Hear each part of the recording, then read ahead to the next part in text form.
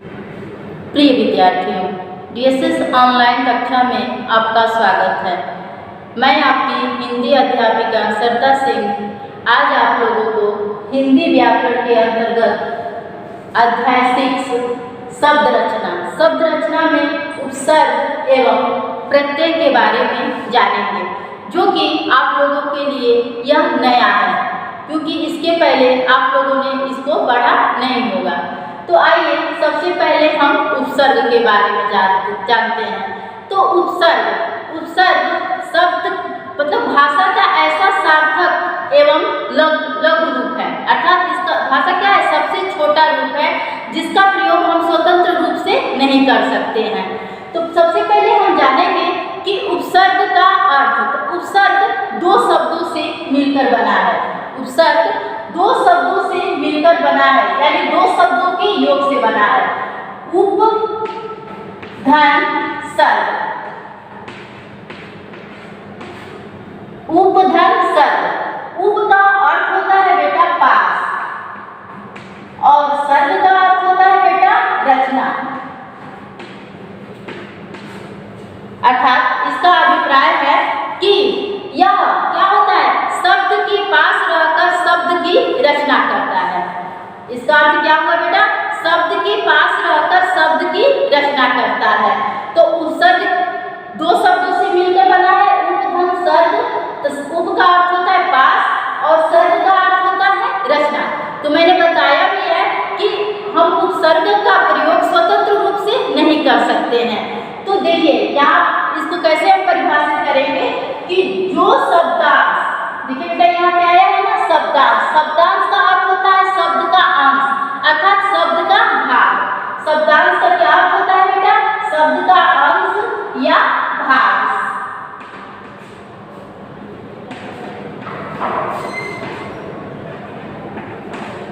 शब्दांश का अर्थ होता है शब्द का अंश या भाग। तो जो शब्दांश मूल शब्द के प्रारंभ में जुड़कर उसके अर्थ में नवीनता, यहाँ नवीनता का अर्थ हो जाएगा बेटा परिवर्तन। तो मैंने बताया है मूल शब्द, जो हमारा मूल शब्द है और उसके प्रारंभ में अर्थात उसके पहले जुड़कर उसके अर्थ में नवीनता या परिवर्तन लाते हैं, वे क्या कहलाते हैं, उपसर्ग कहलाते हैं। इसको उदाहरण द्वारा समझिए, तब आप लोगों को समझ में आएगा। जैसे हमारा मूल शब्द है मान। मूल शब्द क्या है बेटा, मान। और मान का अर्थ क्या होता है बेटा, किसी की इज्जत करना, किसी को सम्मान देना। तो मान लीजिए इसका अर्थ हो गया इज्जत, और हमने इसमें उपसर्ग लगा दिया अब देखिए नया शब्द हमारा क्या बन जाएगा, अपमान। इसका अर्थ क्या हो जाएगा बेटा, बेइज्जत।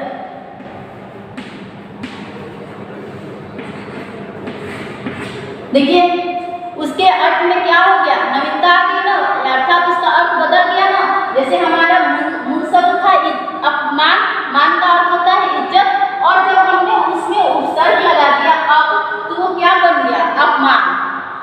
उसके बाद है दूसरा हमारा है कार अर्थात वाहन, जिसपे हम लोग चलते हैं, जिसपे हम लोग क्या होते हैं, वाहन जिसको हम चलाते हैं, उस पर सवारी करते हैं। तो ये क्या हो गया, वाहन हो गया।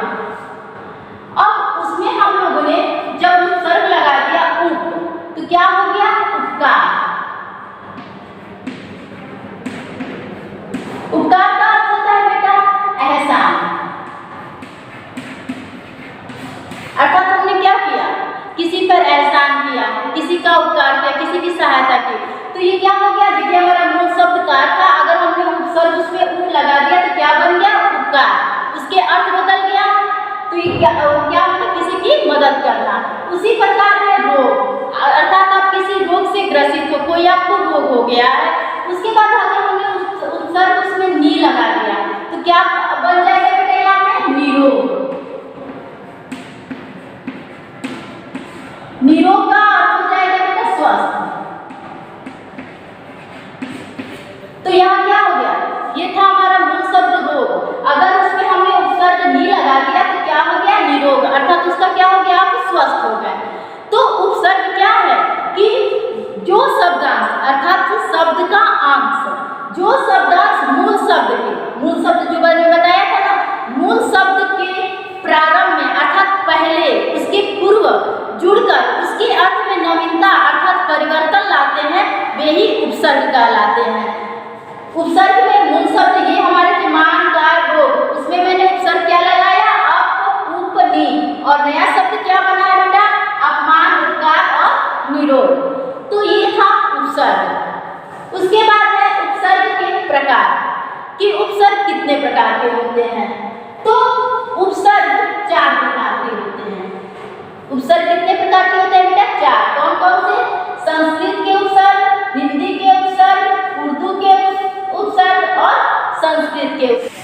संस्कृत के अव्यय। सबसे पहले हम संस्कृत के उपसर्ग के बारे में जानेंगे। पहला हमारा है संस्कृत के उपसर्ग। उपसर्ग के प्रकार में सबसे पहले हम संस्कृत के उपसर्ग के बारे में जानेंगे। तो देखिए, पहले मैंने लिखा है उपसर्ग और शब्द रचना। तो मैंने बताया ना कि उपसर्ग क्या होते हैं, शब्द के पहले लगते हैं, इसलिए मैंने उपसर्ग को क्या किया, सबसे पहले लिखा है, उसके अर्थ को लिखा है, अतः मैं शब्द रचना करूंगी। तो देखिए, पहला हमारा संस्कृत के उपसर्ग में है अ। अ का क्या अर्थ होता है बेटा, अभाव नहीं निषेध। यहाँ अ का अर्थ क्या हो जाएगा, अभाव नहीं निषेध। और इसका शब्द रचना कैसे बनेगा बेटा, अधर्म।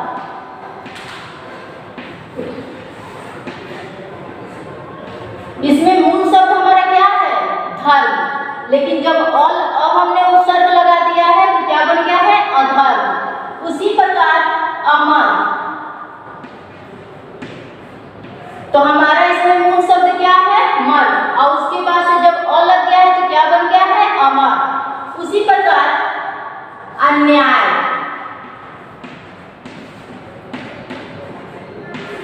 तो न्याय हमारा क्या है, मूल शब्द, और अ लग गया है तो न्याय, क्योंकि मैंने यहाँ पे अ का अर्थ क्या बताया, अभाव नहीं निषेध। तो ये हो गया हमारा अ से शब्द रचना। अब हो गया आ से तक सहित। तो यहाँ क्या हो जाएगा, आदर, आधार,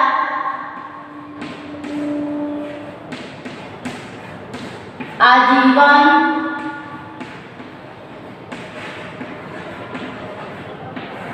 हमारा इसमें आदर में मूल शब्द क्या है, दर, आधार में धार, और आजीवन में जीवन, और हमने आ उपसर्ग लगा दिया तो क्या बन गया, आदर, आधार, आजीवन।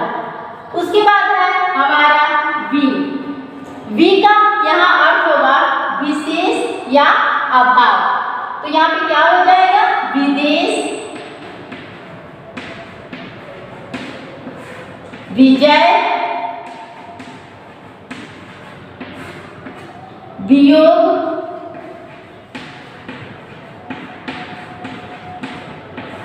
तो देखिए बेटा, यहाँ पे देश हमारा क्या है, मूल शब्द, उसमें वी लग गया है तो क्या बन गया है, विदेश। उसी प्रकार जय हमारा क्या है, मूल शब्द, और उसमें हमने वी लगा दिया तो क्या बन गया, विजय। उसी प्रकार योग हमारा क्या शब्द है, मूल शब्द, और वी लग गया तो क्या हो गया, वियोग। अब अगला है हमारा नीर। नीर का अर्थ होता है बेटा बिना, तो इससे क्या शब्द रचना बनेगा, निर्बल। इससे हमारा शब्द रचना क्या बना है, निर्बल। उसके बाद बल, निर्मल, ये क्या है, ये हमारा, जैसे इसमें हमारा मूल शब्द क्या है, बल, नीर लग गया, निर्बल, मल, और इसमें हमारा नीर जब लग जाएगा तो क्या हो जाएगा, निर्मल। उसी प्रकार है दुष्ट। दुष्ट का अर्थ हो जाएगा बुरा, तो क्या हो जाएगा, दुष्कर्म, दुष्कर्म, दुस्साहस,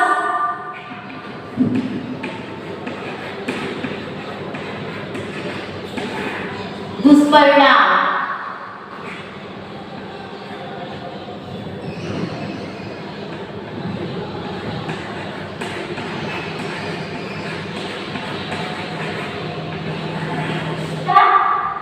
कर्म में दुष् लग गया तो दुष्कर्म, साहस में दुष् लग गया तो दुस्साहस, और परिणाम में दुष् लग गया तो क्या हो गया, दुष्परिणाम।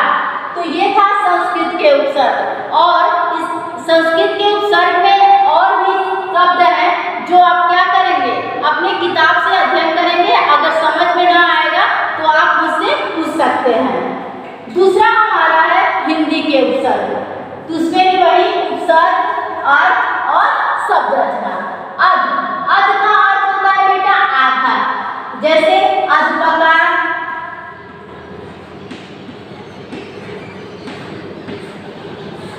अधमरा,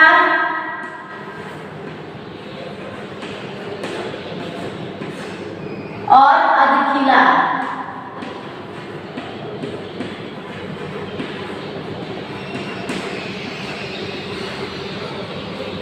क्या हो जाएगा? अधपका, अधमरा और अधखिला।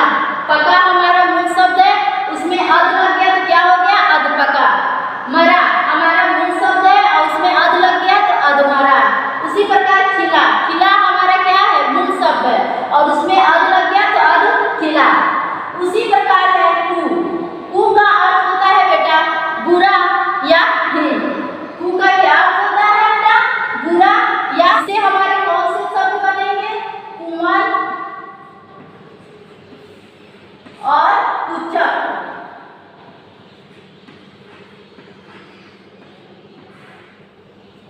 देखिए मन हमारा क्या है? मूल शब्द, उसमें कु लग गया कुमल।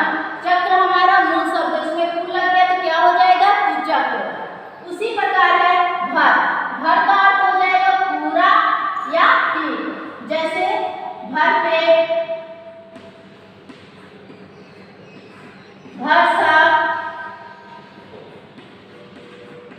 उसके बाद है भरपूर।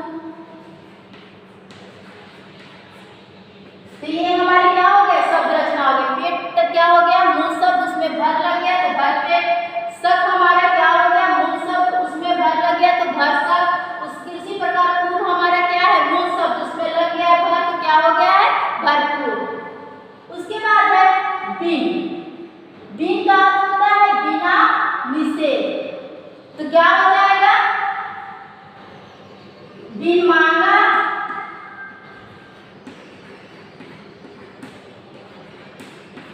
मूल शब्द इसमें क्या हो जाएगा हमारा बेटा? बिन मांगा और बिन देखा।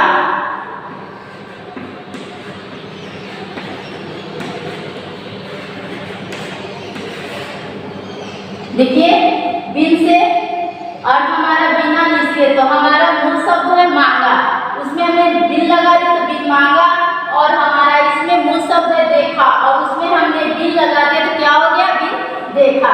उसी प्रकार सु। सु का अर्थ होता है सुखी या अच्छा। सु का क्या अर्थ होता है बेटा? सुखी या अच्छा। इसका क्या अर्थ? इसका शब्द रचना में क्या होगा बेटा? सुफल, सुजान। ये शब्द रचना होगा। तो ये थे हिंदी के उपसर्ग, जिसमें उपसर्ग, अर्थ और शब्द रचना। इसमें और भी उपसर्ग हैं जो आपकी किताब में लिखा हुआ है, आप लोग उसको पढ़ेंगे और इसके बाद भी जो आप लोगों को समझ में नहीं आएगा आप मुझसे पूछ लीजिएगा। तीसरा हमारा है अरबी, फारसी एवं उर्दू के उपसर्ग। तो देखिए यहाँ पर उपसर्ग, अर्थ और शब्द रचना। तो अरबी, फारसी एवं उर्दू के उपसर्ग में आता है बे। बे का अर्थ क्या हो जाएगा बेटा? बिना। शब्द रचना क्या हो जाएगा? बेरहम। शब्द रचना में क्या हो जाएगा बेटा? बेरहम। उसके बाद बेखबर,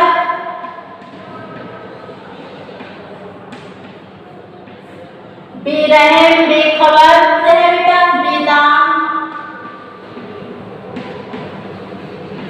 तो देखिए बेटा यहाँ पे हमारा मूल शब्द क्या है? रहम और उसमें बे लगा दिया गया तो बेरहम। उसके बाद है खबर, हमारा क्या है? मूल शब्द, उसमें बे लगा दिया गया है बेखबर। उसके बाद हमारा मूल शब्द है दाम और उसमें बे लगा दिया गया तो क्या हो गया है? बेदाम। उसके बाद दूसरा आता है ला। ला का यहाँ अर्थ होगा कमी या रहित। जैसे लापता, जैसे में मैंने क्या बताया बेटा? लापता। उसके बाद हो जाएगा दूसरा लाजवाब।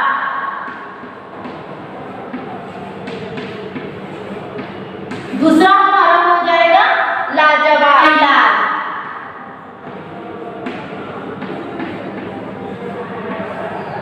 तो देखिए इसमें मूल शब्द क्या है? पता। उसमें ला लग गया तो लापता। यहाँ पे है जवाब, मूल शब्द, उसमें ला लग गया है तो क्या हो गया? लाजवाब। उसके बाद इलाज, इसमें जब हमने ला लगा दिया है तो क्या हो गया? ला इलाज। उसके बाद है यहाँ खुश, इसका अर्थ हो जाएगा प्रसन्न, यानी खुश मिजाज।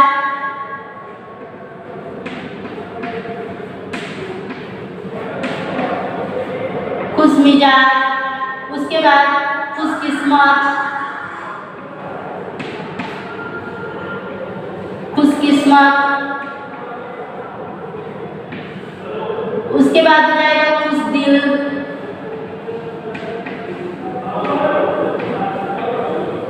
ये क्या है? ये हमारे शब्द रचना है। उपसर्ग हमारा खुश था, अर्थ उसका क्या था? प्रश्न। उससे जो मैंने शब्द रचना किया है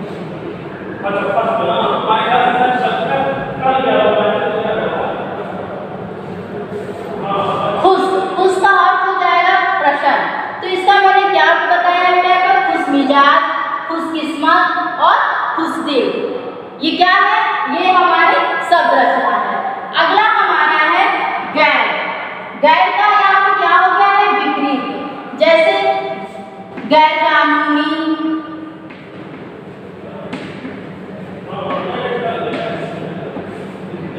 गैर जिम्मेदार,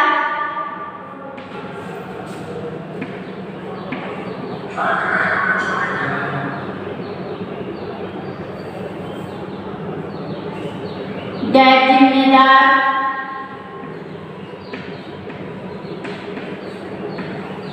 ये क्या है? ये हमारे शब्द रचना है। गैर कानूनी, गैर जिम्मेदार। इसके बाद है हर। हर का यहाँ पे अर्थ हो गया है बेटा प्रत्येक। जैसे हर घड़ी, हर पल, हर दिन। ये क्या है? ये हमारे शब्द रचना है। यहाँ घड़ी क्या हो जाएगा? मूल शब्द, उसमें हर लग गया तो हर घड़ी। पल यहाँ पे क्या है? हमारा मूल शब्द, उसमें हर लग गया है तो हर पल। उसके बाद दिन हमारा क्या है? मूल शब्द, उसमें हर लग गया है तो ये क्या हो गया है? हर दिन। तो ये थे अरबी, फारसी एवं उर्दू के उपसर्ग। अब हमारा चौथा है संस्कृत के उपसर्ग, संस्कृत के अव्यय। तो संस्कृत के अव्यय में मैंने यहाँ उपसर्ग, अर्थ और शब्द रचना। तो इसमें क्या है? इसमें जो शब्द रचना होता है वो क्या है? तत्सम। जो तत्सम शब्द होते हैं ना, उसमें इसको हम लोग लिखते हैं। जैसे मान लीजिए अध। अध का अर्थ क्या होता है? नीचे। तो इसका शब्द रचना करेंगे अधः पतन, उसके बाद अधोवस्त्र,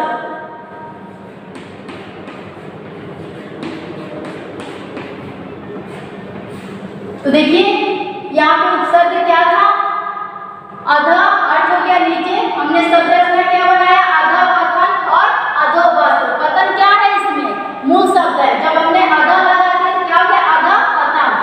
वस्त्र हमारा मूल शब्द है, इसमें हमने क्या लगा दिया? अधो, अधोवस्त्र। उसी प्रकार सत। सत का अर्थ यहाँ होता है अच्छा। तो यहाँ क्या हो जाएगा? सच्चरित्र और सज्जन। उसके बाद है स्व। स्व का अर्थ होता है अपना। स्व का अर्थ क्या होता है बेटा? अपना। जैसे स्वतंत्र, स्वागत। ये क्या है? उनसे शब्द रचना हुआ। तंत्र में स्व लग गया स्वतंत्र, गत में स्व लग गया स्वागत। उसी प्रकार पर। पर में पर का अर्थ होता है बेटा दूसरा। जैसे परोपकार,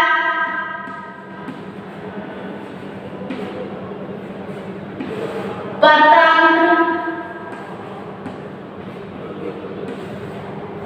तो ये क्या हो गया? ये हमारा शब्द रचना। उसके बाद है बहु। बहु का यहाँ अर्थ हो जाएगा बहुत। जैसे बहुमूल्य,